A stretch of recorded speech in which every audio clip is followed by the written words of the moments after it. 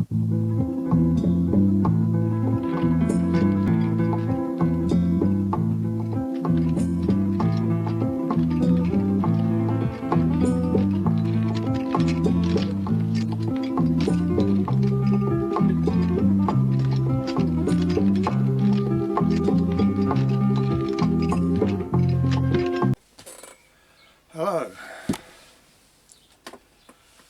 this is chapter 2 of When I Was a Boy. Now, all that living again. When I was a boy, we finished off with me, I don't know, doing a bit of chestnutting and scratching around for the golf balls. And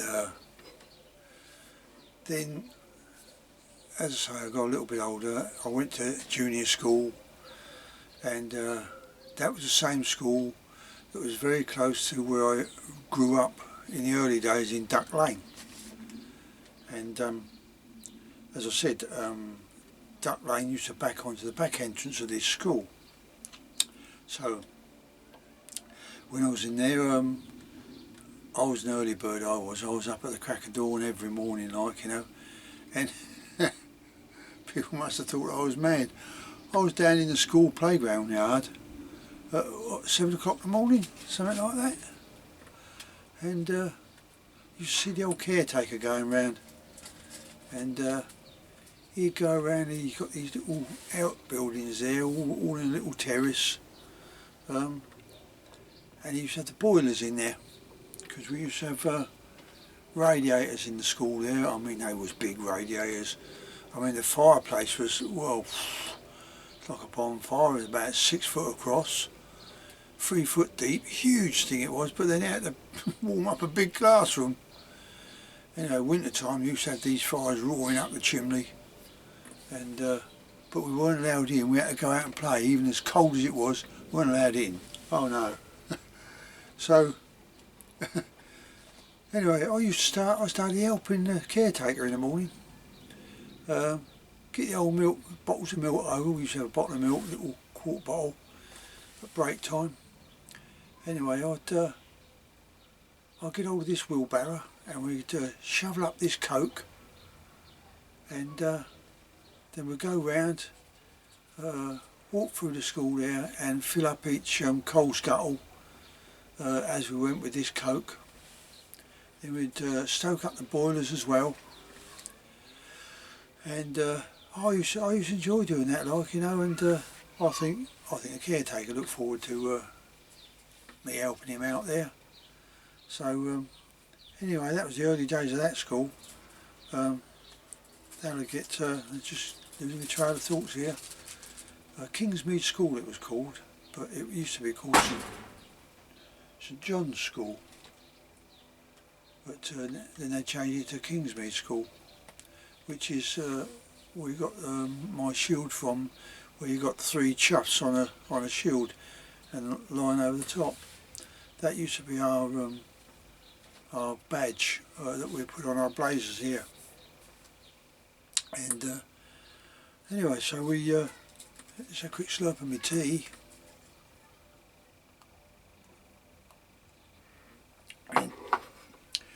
We had a residential dentist. Oh, he was a butcher, he was. And he used to have gas in here then.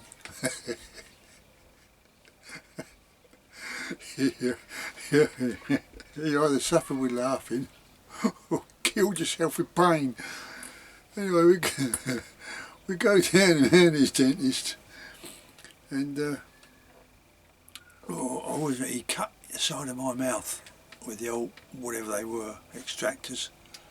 And you know, if I yawn hard to this very day, if I yawn hard, that still splits. And I was only a shaver when I had that done. As a lad. Anyway, you go in this place. Oh, it was horrible trying to take this gas in here. I put this mask over your face. Oh, leave it. Oh, and then I'd shove it on your face. You will breathe it, you know. Once you took the first breath, after that it was it really used to make you breathe even heavier, so you inhale it and boom, you was out like a cat shot. And anyway, you come to, And when you come to, you got all this dizziness and walking around. Come on now, get up, get up, off you go, go on, hurry up, off you go and play. I just had a tooth out, like, you know. And of course you go they used to what we call these arches, mission huts we used to call them, a bit like what they had during the war. And used to come out of there, people used to think you was drunk. And of course your mate would come up to you, oh mate, where you been? Just had a tooth out of you. Poor, he says, your breath stinks of gas. Terrible. Yeah, that was the other thing, like, everywhere we went, we had this little cardboard box, about so long, so high, about so deep, and on a bit of string. And you've seen some of the old war films where you see these little kids walking around with this little bit of string and this box on there. There's our gas mask in there. Everywhere we went, we had to carry that. Even when the war was over and I was a shaver, I just moved up to 9 Cumberland, our second house, I still used to go around wearing this. That's how stupid it got. Anyway, so, and then we built these little go-kart things out of apple boxes, which I told you about, and and then I think, cause my mate Christopher, he's one of the 3 boys that's in the beginning of one of the videos. His dad used to work in a milk factory. Used to be called Abbott's Dairy, and his dad used to work in there. And quite often we'd go down on a Saturday morning to see him, like, you know. Well, that man, he worked hard. He did work hard to the point where I think he was one of the first people up our road to have a car. And he bought this, and I always remember it, this little red 1100 made by BMC, I think it was, someone like that, or Austin. And he had this little car, and he started up driving lessons. And I think, I mean, when we used to go out earning our pocket money, if we got £0.50, that £0.50 would cover off our dinners at school for the week. You know, that's how much it was, £0.50. I'm trying to convert that for some of you people. Today's modern money, that would be 12 and a half pence. Which you got a lot less for now than what you used to back then. Back then, oh, of course, that's half your wages. And anyway, so he got this car and he started out in this driving school, and he had a fair few customers. Like, he was keeping busy. He'd do that all over the weekend, which is how a lot of driving schools started. And as I got older, he let me borrow his car to go for my test. Anyway, that's another story. That's when I was a teenager. So what we used to do is we go over this on a Saturday afternoon if my dad was home. They used to have a programme on telly called Come Wrestling. I don't know if any of you people out there know it, but Come Wrestling used to be an afternoons wrestling. Johnny Quango used to be one. He was a good guy. Big Fat Daddy, there's another one. And then there's another one, wore a patch over his eye. He was a nasty one. Then you have what they call tag wrestling, where you had 2 people against 2 people, but you was only allowed 1 on each team in the ring at that point. And you could only let the other one in if he was hanging onto a piece of string that went halfway across to the next post of the ring. If he could reach you, still holding on to that string, and tag you with his hand, he can jump in the ring and take over. Used to watch that. And then when that all finished, me and my mates used to go outside and have a right old scrap out on the green. And there's a bit of waste ground, top of our road. Had a lay-by in it, which where the bus used to turn round. And we'd be doing that, and I don't know what time I started it. And sometimes my dad, he was a bus driver then, Because when he came out of the army, I'll come back to that in a sec. When eventually he came out of the army and went in the TA, and it was more like part-time army soldier, and he got a little job over in a little village called Ickham, near a little village called Littlebourne, and the next little village to the left of it was called Ickham. And he used to work in a farm there in this big shed. It was a garage, had a pit so you could get underneath and work on the car, slurp of the tea. And everything he made was painted khaki. Now that's a greeny sort of colour that our army used, you know, on the army trucks and all that. You've probably seen that colour. Well, everything was khaki. So he must have had drums of this stuff. He made me a scooter one day. Oh, it was a nice scooter. I've got to give him that. It was a nice scooter. I mean, it was the biggest and the best in the road. He got the platform that you stand on.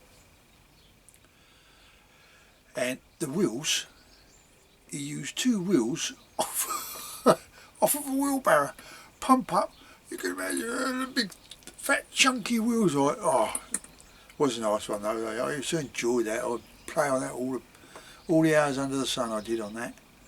And then when I'd go down there sometimes and help him, he'd have a little cream metal tin with a pale blue lid on, hinged top like, very similar to an Alcoid tin, you know, but much bigger scale.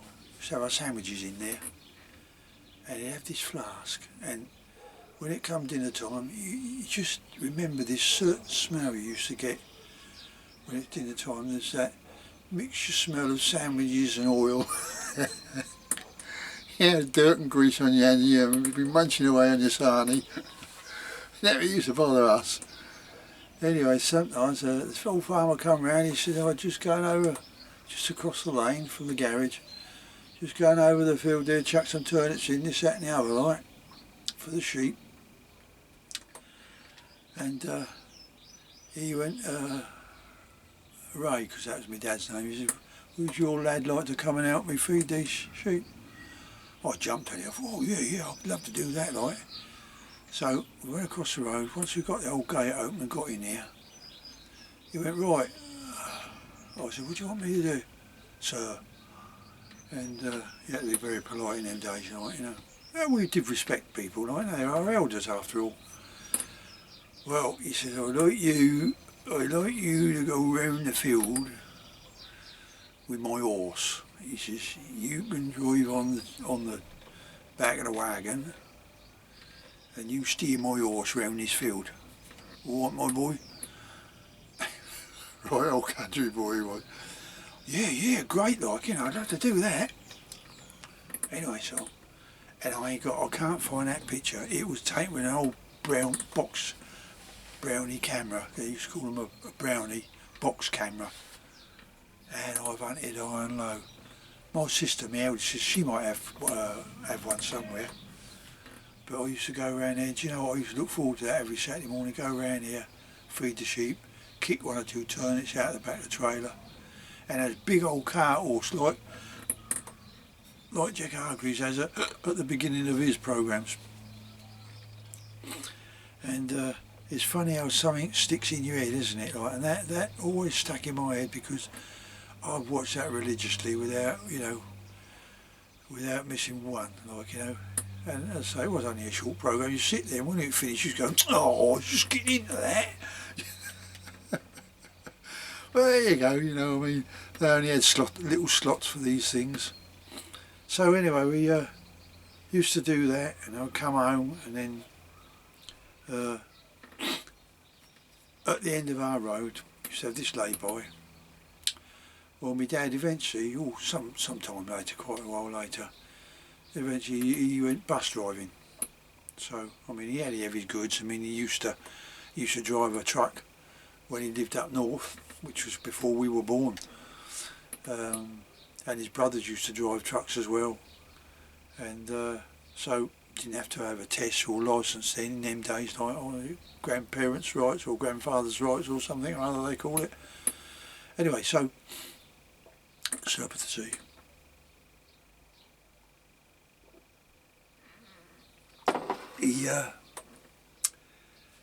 He went on the buses, and when my mum were in at the weekend, she'd say, "Your father's on number 25 today," which, well, number 25 used to take us from the end of our road right the way down into the town, and you then used to be able to drive through the town. And there used to be a policeman, you know, the old big wide white bands across him, and he'd stand on the pedestrian crossing, and he was God, mate. You never mess with him. If he went stop, mate, you stopped. And anyway, makes you wonder how them buses got down that down that High Street, because excuse me, it wasn't very wide.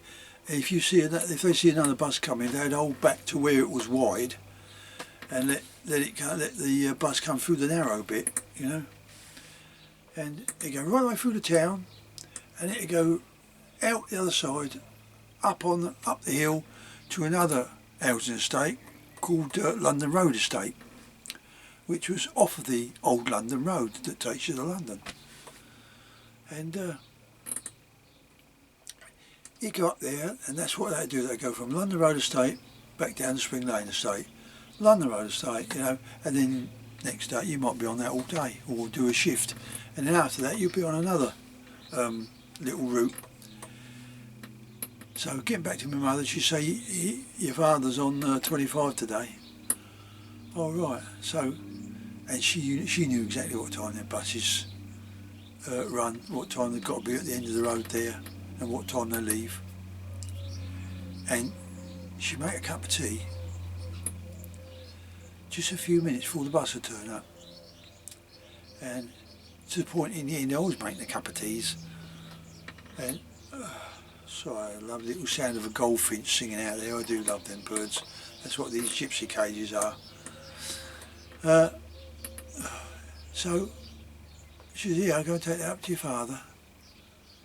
So I walk up the street with this tray, 2 cups and saucers with this tea, little sugar bowl, cut spoons, and I'll get up, and just so I got up there, the bus was backing in, because they'd have two on that run. You'd have one at one end and one at the other, and they'd both leave the same time, and they crossed in the middle, which is usually somewhere down the town. And I'll be stood up there, and you get out and out the door, and in they go, and there's always one bus conductor who used to take the money. Double deckers they were, used to go up a half spiral staircase to the top deck, and there's always one particular bus conductor there, very quiet spoken bloke, but he had a big, I think it was like a birthmark right down his face, huge thing it was. But that man was so polite and so nice, and he spoke very quietly, you know, and you couldn't help but not like the bloke. He was so, genuine. And when he'd take your money, he'd always land out, he'd give him your tuppence. "Thank you very much, young man," he'd go. And he'd wind the old ticket machine, give you your ticket. Oh, those were the days. We used to have some fun then, we really did, like, you know.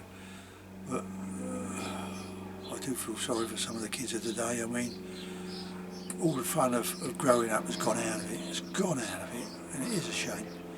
But there we go. Now, right opposite this bus lay-by, just finish up my tea.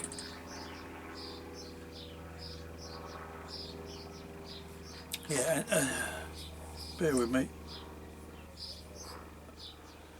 And that man there, that one there, that's me with my Springer. What a big shoot that was. Right, but that's another story. Was this bit of waste ground opposite the bus stop. We used to play around on that, all the kids. I mean, it wasn't kept cut short, the grass wasn't kept short, it was just rough ground like a bomb site. Anyway, I used to mess around on there, and every year we'd have our Guy Fawkes night on there, and we'd build this big bonfire. And when I say big, I mean big. I mean, this thing was as high as a house. And I don't know where we got all the wood from, but you know, so over the back near the logs where we used to play, we'd go up there and you get all the kids are going all different directions like rats. And they come back to these bits of wood, all sorts, branches, trees. And we built this big pyramid, and God, it was huge to the point where you climb up the branch the best you could to get up on the top. Make a little crow's nest up there like. And you know what, we had to take turns at patrolling that. You'd sit up there to make sure there was another estate which they call Querns Road Estate, which was on the way up out of our estate on the main road, and there'd be another estate up there near the army barracks where and quite often them people, they come down here and that was really rough for them. There's a lot of rough kids around there. Listen. Goldfinch. So, oh, and that's Yogi Pokemon. Ice cream to you. And anyway, so we take turns at sitting in the crow's nest and guarding the bonfire. Because they would come down here and they'd trash it. Well, there's nasty lot of kids up there, like, you know. And I think then the council used to keep the nasty families one way, the sort of not so bad in another estate, and the really well behaved ones used to be on our estate. So, well, they thought we was the good ones,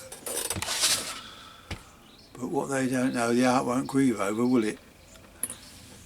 Right, so anyway, Guy Fawkes comes, and that was it. I mean, this is where we used to save all our pennies, like when we used to go selling chestnuts and all the other bits and bobs to get some money for our fireworks.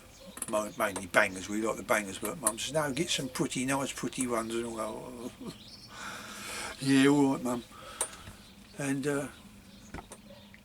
9p pocket money we used to get a week, 9p. Now let me convert that. 9p. Do you ever remember the old threepenny bit? That's going back a bit now. Hexagon shape, like the 50p piece. Well, funny enough, they've now done away with the pound. Yeah, they've done away with the pound. And what they've done now is, this is the new pound. Let's see if I can bring it in close. This is the new pound. And that's got flat sides on it, you see it? Because too many of the old ones was being copied, you know, false ones. Of course they use these in the old machines for parking your car and everything else, all loads of stuff. So,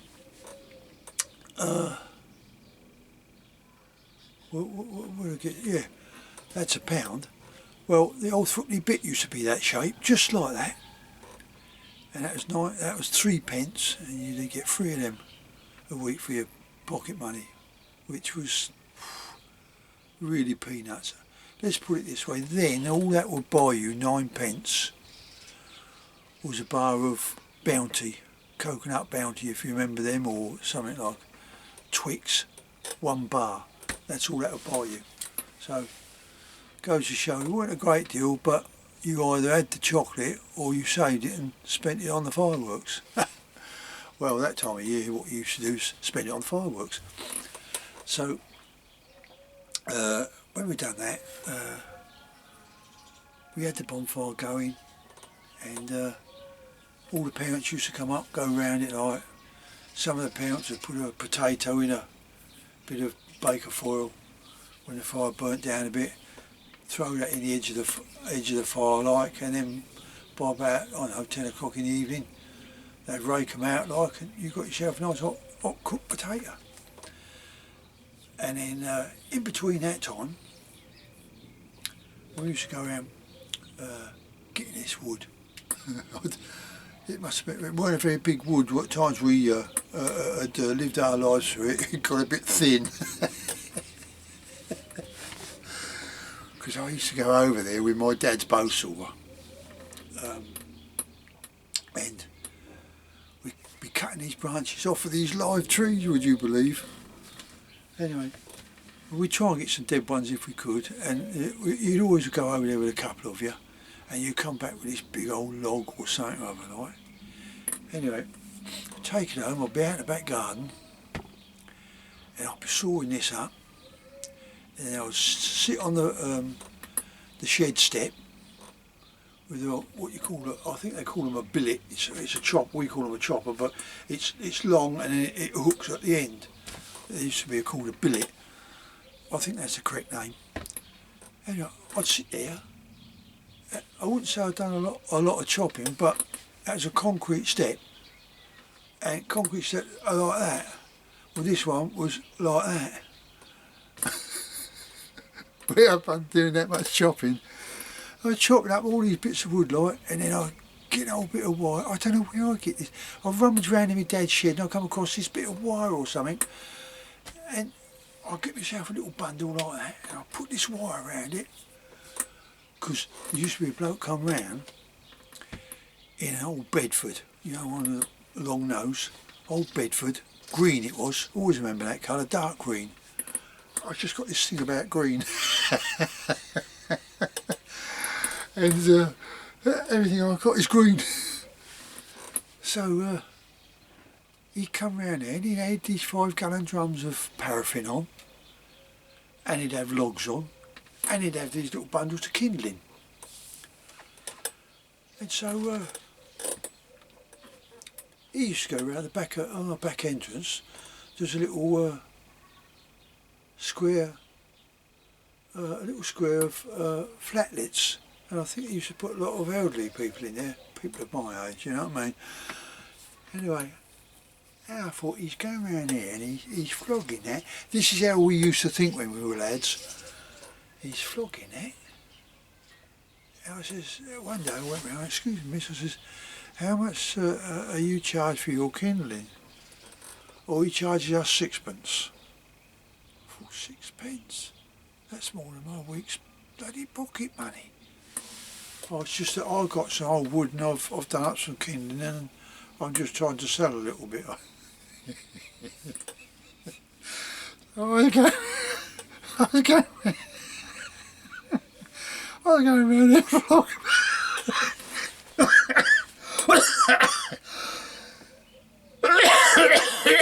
Oh dear. I was going around there flogging my kindling to his customers. And he'd go around the following week wondering why no one's buying anything off him. Anyway, oh, sorry about that. Oh, laugh, I nearly bought my own beer then. Anyway, so I was going around there doing that. I was doing that a fair old time before he cottoned onto it. He must have sat round the corner and think, I wonder who's doing this. Like, he thought he'd got a competitor. Well, he had, me.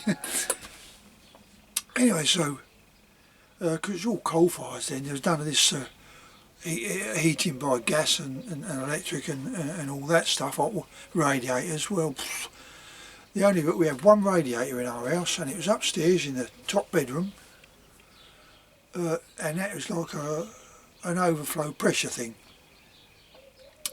The girls had that in their room, I had nothing. And but the only way you could get that hot water was if you had a fire down in the front room, because the back boiler was, at the back of the fire. And you had the fire, that would warm up the water, and we always had a fire on a Sunday because that was bath night, wasn't it? So, and it would only hold enough water to make one bath. So that's why we all had a bath in the same water. As I say, by the time it come around my turn, all my youngest sisters, it was getting a bit cold, you know what I mean? Anyway, so we used to chop out the wood and do that.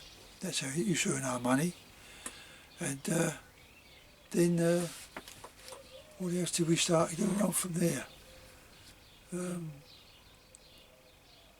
used to play football over on that green. That used to be quite a bit of fun. And then we also have the old, we used to call him a rag and bone man, used to come round. Again, he had a little van, green, and it could have been khaki.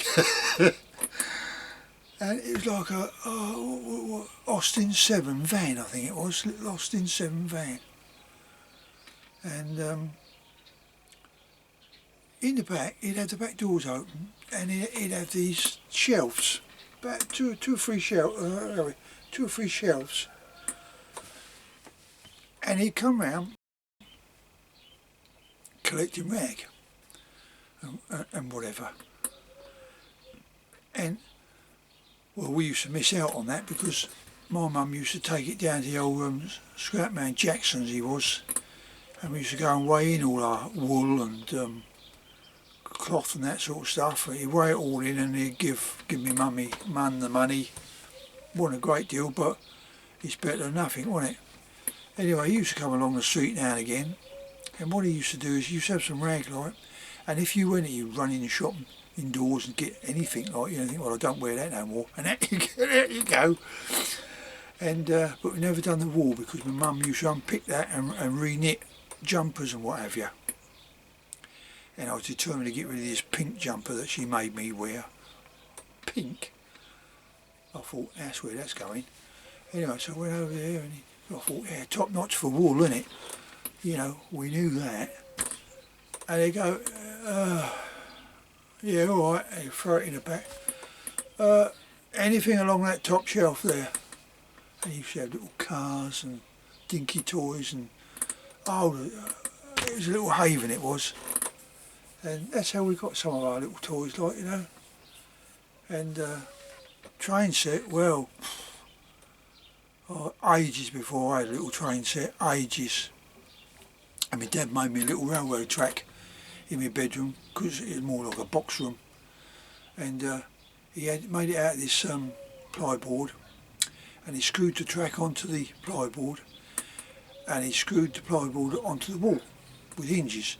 So when you finish, you could lift it up against the wall, turn a little block to hold it up there, so it was out of the way, you didn't lose your space. Made it a bit awkward when I had my old gramophone. That's a wind-up job, that was. Used to wind that up, and used to see these balls go around when it was, that's where we used to play 78s and 78s I think it used to play.